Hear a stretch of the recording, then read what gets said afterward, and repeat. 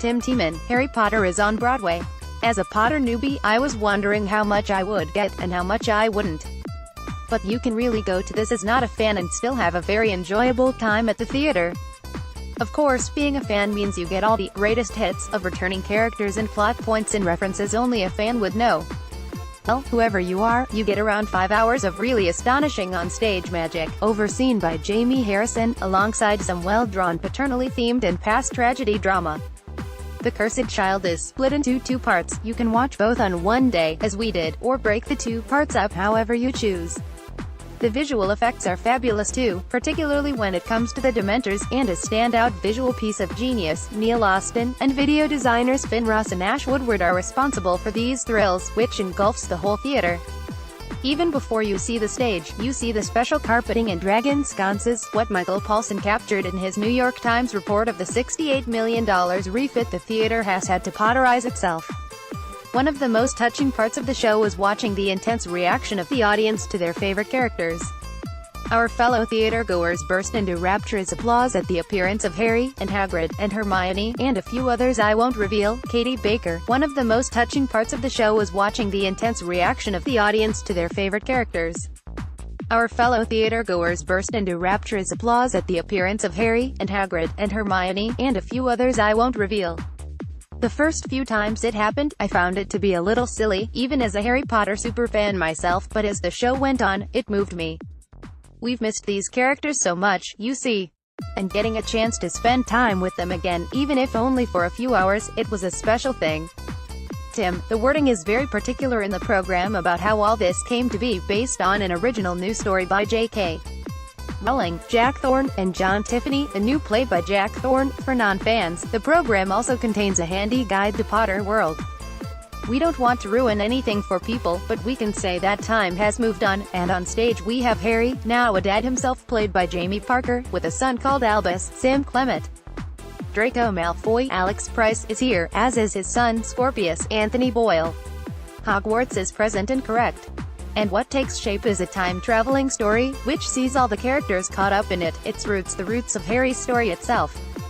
How did the story work for a superfan, Katie? Is it a warm bath of familiarity, or does it move things forward intriguingly? Does it change anything shockingly? Does it take any liberties? Katie, since the show is Harry Potter Apocrypha, not original canon, it definitely errs on the side of warm bath of familiarity. There is one big twist, involving Voldemort, of course, but Thorne doesn't make any moves that will outrage fans. The characters are true to themselves, perhaps rendered with less moral complexity than in the books, but written very well, and the plot feels like a natural extension of Potterdom. But this conservatism makes sense. Rowling, who helped chart the plot of the play, finds herself in the blessed yet bedeviled position of having created something so wildly beloved and popular that any changes to the characters' fates are risky. So the play is constantly walking this tightrope of wanting to advance the Potter legend, but in a way that is extremely faithful to the original story. It ends up relying on that original story quite heavily, in particular, the events of the Triwizard Tournament and the Battle of Hogwarts. In a way, the play is a bit like Albus Potter himself. He wants to strike out on his own, but the reality is, he's always going to be the child of an extremely famous parent who changed the world. By the end of the play, you no longer mind its constraints, particularly because it's just so much fun. The children are brilliant, funny, as they confront the insane twists of the plot, and serious and moving as they deal with friendship and the different shadows of the past. You are now subscribed to the Daily Digest and Cheat Sheet. We will not share your email with anyone for any reason. Tim, it really is. I wouldn't have minded if the plot wasn't so time-travel dependent, but they have so much fun with it, and take us along for the wild ride. It doesn't feel too much of a scripted, scratched record. The visual magic and stunning direction, by Tiffany, truly, how did that actor just get over there? You think they were just standing there, is offset by the more psychological emphasis on frayed relations of parents and children, the impact of Harry's fame, grief, time, and trauma. Parker as Harry is in a permanent state of mop-the-brow crisis. The children are brilliant, funny, as they confront the insane twists of the plot, and serious and moving as they deal with friendship and the different shadows of the past. What did you think of the characters and stories around them? As a fan, do they scan brilliantly or come up short in any way? Katie, first off, the acting in the show is sublime. The actors have to hold their own not only against Daniel Radcliffe, Emma Watson, Rupert Grint, and the great Dame Maggie Smith from the movies, but they have to live up to the legend of Harry Potter in our heads. They do it expertly. It helps that Harry, Ron, Hermione and Ginny are all adults now, and that Albus and Scorpius are new characters. But watching them, I wasn't thinking, this is a Broadway actor playing Harry Potter. Jamie Parker as Harry, you instantly buy it. Also, the sheer amount of energy that it takes to put on this production is incredible, but you never get a sense of fatigue from the stage. The timing and delivery of humorous lines, and their way with physical comedy, especially in one scene involving Polyjuice Potion, is really brilliant. And a special shout out to Anthony Boyle as Scorpius. As the lovably awkward super nerd who has to grapple with his family's Death Eater legacy, and whose friendship with Albus forms the tender heart of the play, he steals the show. Tim, the staging, Christine Jones' design, Neil Austin's lighting, Gareth Fry's sound, Ross and Woodward's video, is so clever and inventive. There are clocks spinning, pools of water, and a brilliant ensemble, too, who dance and fight and weave among the principals. Stagehands come in and swoosh capes dramatically at scene change time. That should look ridiculous, but somehow it doesn't. The staging is true magic. The creators are up against incredible challenges to recreate the effects of spells and potions, of flow powder and time turners and invisibility cloaks, with no Hollywood CGI to help them out. And they succeed wildly. Stephen Hoggett, Tiffany's longtime friend and collaborator and this production's movement director, oversees a feast of different paces and feelings within scenes. The physicality of the performances, bodies suddenly disappearing or even diminishing, the military marching in one scene, is notable. That marching reminded me of their stunning Black Watch. How redolent was the staging for you, Katie? Did you feel you were back in Potter world? Katie, absolutely. The staging is true magic. The creators are up against incredible challenges to recreate the effects of spells and potions, of flow powder and time turners and invisibility cloaks, with no Hollywood CGI to help them out. And they succeed wildly. I have no idea how they achieved most of their tricks. Without giving too much away, there's a scene with Dementors that is unforgettable and another with a Patronus that is stunning in its quiet beauty.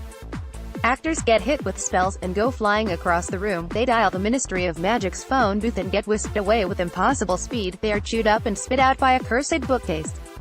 Hogwarts is present, as is the Forbidden Forest, and Platform 9 3/4 at King's Cross Station. It's everything a Potter fan could wish for. Okay, no Gringotts, but the goblins will have to wait for their own play. Tim, some performances really stood out for me. As you said, Anthony Boyle as Scorpius just perfectly captured an irreverent teenage's don't-care-ness, and then his spurts of bravery too, and also his need to be loved and show love, which he does with Albus. This all goes back to his more tortured relationship with Draco, which both he and Price bring a moving edge to. Noma Doom as when he is Hermione has both a stern, unshakable command and also a mischief to her. Paul Thornley is the total Ron Weasley. He just wants to muck about, but his love for his friends and Hermione is undimmed. And then, of course, we're other returning favorites. Katie, it's so hard to talk about the cameos without spoilers. This is going to sound cryptic, but the audience's biggest reactions came from the appearances of one mega-villain from the books and two beloved members of the Order of the Phoenix.